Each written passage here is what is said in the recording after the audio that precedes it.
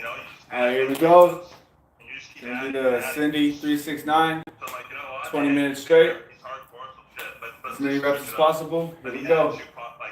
two push-ups every crawl out. And then just get those legs running. 3. But yeah.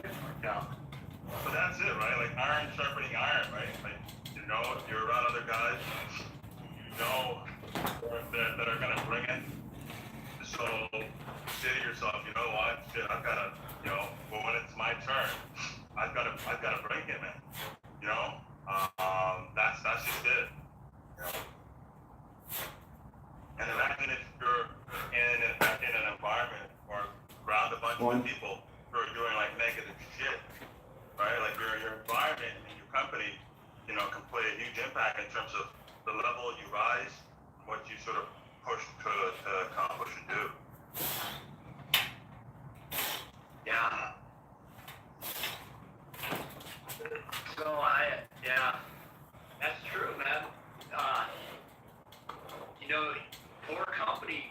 What is that? It's something. The saying goes something like, you know, if you keep poor company, it produces bad morals or something like that. You know, I mean, like I never really paid attention to the character and quality of people when I was younger. I was really dumb and naive and insecure. I mean, I'm not exaggerating. I mean, that's the truth. And so I really had some stupid, ignorant people that I hung out with. Well, they say, show me your friends and I'll show you who you are, right? That's another saying, right? That's another saying that is often said, right? Like, show me who your friends are, and don't tell me who you are.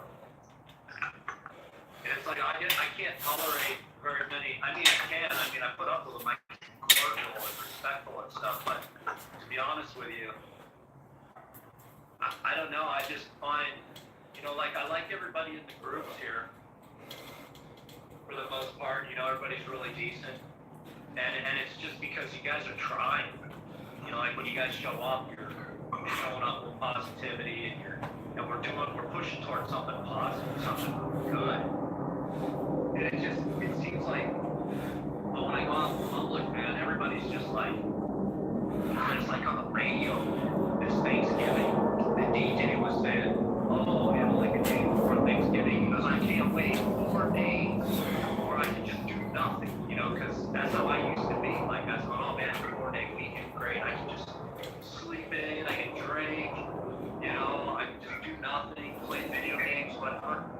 And I heard that him say that this Thanksgiving, and I was just like, gross, man. I was like, that's so weak. And then right after he was talking about that, I switched the radio station because I was like, nah, I'm not going to listen to this idiot. And then I switched over to a different radio station. The DJ, I just happened to tune in where he goes, yeah, new studies show that if you eat almonds or nuts, when you beer doesn't, or he started out going, new study shows that beer doesn't cause weight gain as long as you eat like almonds or nuts with it, which almonds and nuts are really high in fat as it is. And I'm just like, man, everything out there is just so promoting drinking, laziness. And it goes back to what we were talking about yesterday, right? Like the programming, right? Michael, I think, said that he was driving, and it's so true, like subconsciously, you got all this shit that's in the background of our lives, right? Whether it's coworkers, friends, maybe even family, radio, television, phone, magazines, online, spam, people trying to get into your inbox, you know, messages, you know, email marketers, all this stuff that, you know, if you're not deliberate in terms of your mindset, what you're taking in, and being deliberate, there's going to be other things that are trying to get inventory in your head, right? And depending on what those things are, when you have your down moments, if some of those messages are negative or destructive, when you're in your shitty moments in life, or when shit goes south, things won't go according to plan, you'll be wondering, why do I feel like doing this? Why do I feel like absorbing or drinking or you know what I mean? Or running to this, you know? Yeah, so being very like deliberate in terms of, okay, this is what I'm gonna do, this is my day, this is how I started, this is what I'm working towards. You are somewhat gaining more control of your actions and your mindset and what you're allowing in and what you're being cognizant of. But because, you know, things in this world are just designed like it's programming. A lot of shit around us is just, it's meant and it's purposely derived to just distract, be destructive, program you, just have you sort of off course. You know what I mean? Like it's just all these things. That's the purpose, or just either. I always say whenever two people, this is I've always believed this. There's always been an exchange. It's either time, money, or resources. Sometimes energy. Sometimes it's a combination of several of those things. But I always believe that whenever people meet, it's always an exchange. Some people are oblivious to it, you know. Some people are cognizant of it.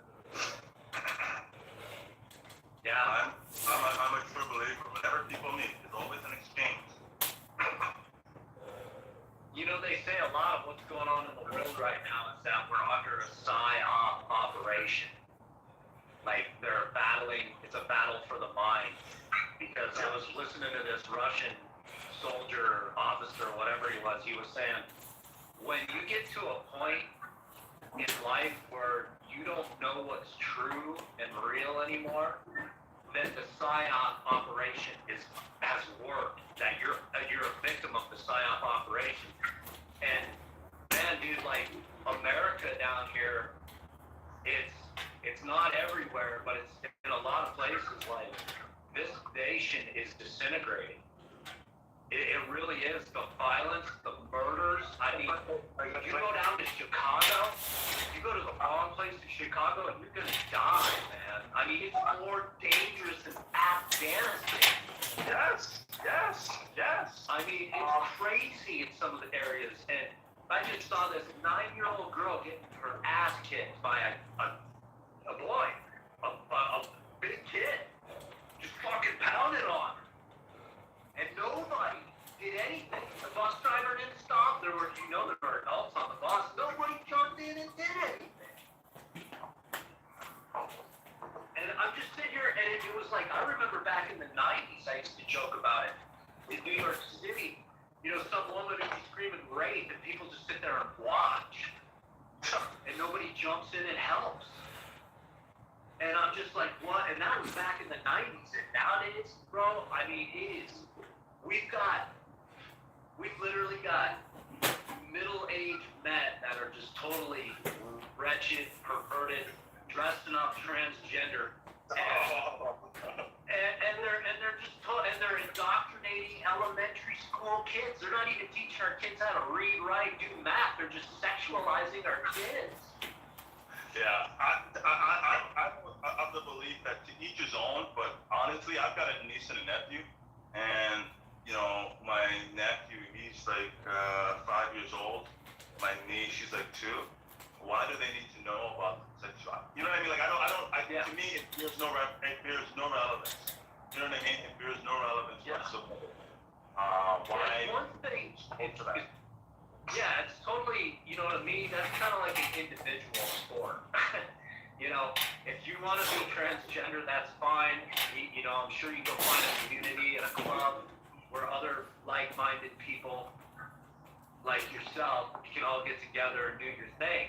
But they're literally pushing it on everybody in this country where it's like, no, you have to accept it. And I mean, it's just crazy, bro. I hear people say it's an exciting time to be alive. And I mean, kind of in a way it is, because it's a totally unique. I mean, we're on the event horizon, like we're witnessing the collapse of a civilization. We literally, our civilization is crumbling. It is. And then mentioned earlier about the violence, like Arthur, I'm telling you, I watch, like many people that are outside the U.S., I watch LA News because I lived in LA for a while, so I'm somewhat connected to California. When I look at the news, I'm like, holy shit. Like, I don't even know if I'd ever want to visit. Like I would be so cognizant, like, honestly, I would be so cognizant. I don't even think I'd want to go out at night. Like, it is so fucked up. Yeah, honestly. And I really think, you know, the mayors or police people, and I think most large cities, they really gotta fucking, like, I don't know, like, they really gotta get a grasp of shit, because it's just, it's beyond ridiculous. Like, honestly, it's beyond ridiculous. It's beyond out of control. Like, some of the tyranny that's happening, especially like in Los Angeles, if you ever watch their news, like for a week, it's nuts. Yeah. The amount of just shootings and like, how the fuck do people live? Like, honestly, like, Yeah. Oh man, I was watching video in New York City where they're just straight up carjacking people in the daytime. Like, and they're doing tactical maneuvers. So you got a car going down this way, and they'll pull up and they'll literally go and just run them. I saw that. And then, yeah, and then like four guys will jump out with like AR-15s, whatever, and they just drop them right there. People are going into restaurants in broad daylight and just pulling out pistols and just give me your money, man, give me your watch, dude, just right there in restaurants, man. Wow. Yeah, it's not everywhere in the country.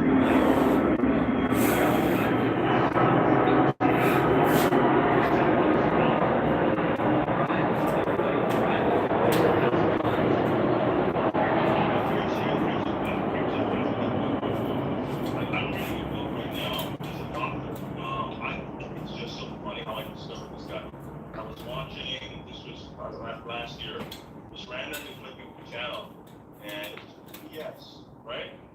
I'm watching it, and there was a doctor, Daniel G. Amen. Amen like religious, A-N-E-N, okay? And basically, he's a doctor that studies the human brain and human conditions that are tied to the brain, mental illness. And in his book, he talks about psychologists, psychiatrists, when they treat patients, they don't, like, there's like a book or a resource that they use based on the interviews and the analysis that they do on patients. That's how they classify what's going on with patients. And they rarely ever do scans on patients' brains to really see what's going on, right? So he thought that was weird, and he caught a lot of flack for his approach in medicine. So in his practice, he's done over 100,000 brain scans on people's brains, and from doing that, he's come up with a lot of different conclusions in terms of how to treat different disorders that people have. So going to what you're saying about in where you live, there's lots of people with guns. The scary thing is you don't know the mindset and is this person all with it? You know what I mean? You never know. That's the scary thing. You know, like it's the person who's in the other lane because I'm rushing to get to work or to get to an appointment, I just cut this guy up because I gotta get to a certain appointment or whatever. And this person, they're not all there. So they're gonna overreact. Like you know, like you never know what someone's dealing with until, unfortunately, shit just kind of bubbles over, right? And that's the scary thing about mental illness, man. You don't really know what some people are really dealing with. And then you look at, okay, their lifestyle, if they are abusing substances, right, as remedies, and they have underlying mental illness, because there's a lot of shit that's going on where people have mental conditions, and they're just, you know, where someone who is somewhat rational would react, and like, you know, they may just flip a finger or, you know, curse words or whatever, altercation, their mind and their mind state is like, I'll go all the way. You know what I mean? Like, I'm going all out. Yeah. And you're seeing a lot of instances where people are just, they're not all like, you know, you never know who's taking time off. Exactly. And not even, and not, mental illness isn't even a thing, because like when I was living in Denver, I'd hear all the time about road rage, because Denver's a pretty big city. You know, you get some highways like LA and stuff down there, and you hear of road rage, and you hear how, you know, one guy would pull over, and then the other guy would pull over, and they both get out of their car, and one guy would get shot.